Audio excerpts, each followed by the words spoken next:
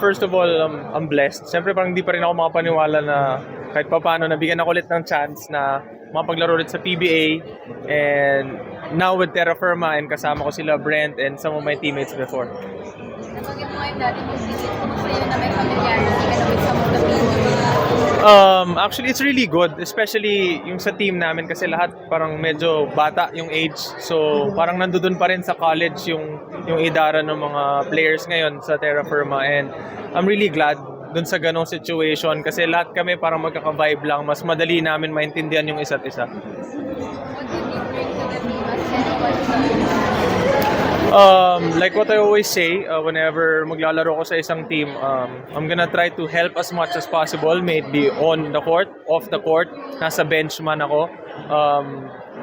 Way of communication man, or kung ano yung pagkukulang na kailangan kong ma-fulfill, or kung in any way ako na makakatulong yon. But mainly ngayon, tinatry ko lang na maging leader dun sa mga mas bata sa akin and to remind them na yung PBA, how lucky they are na to be part of the PBA and napagigihan pa nila kasi hindi basta-basta yung competition sa PBA and dapat alagaan talaga nila yung trabaho nila. Vince, excited ka lang Yeah. na makalaban sa Oh yeah.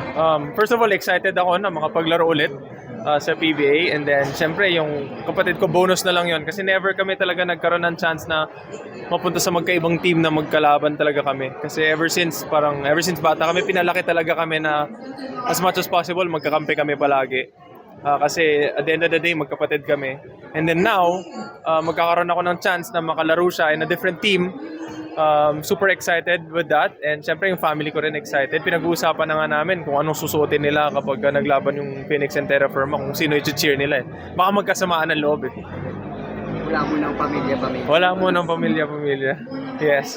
Vince, paano ka napunta sa Terra Firma? Nag-try out? Or Sinabihan ako na magkakaroon sila ng parang open tryouts. Parang ganon na kailangan nga nila ng player. Ako practice player lang naman ako sa Phoenix. And bumubuo pa lang din sila ng lineup and so nag-try lang ako. I mean, wala namang problema. Nagpaalam ako na pwede ba ako mag-try, mag-ensayo, ganito, ganyan. And fair enough, nabigyan naman ako ng chance dito.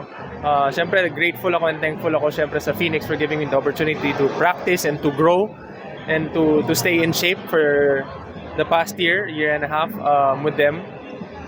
Ayun.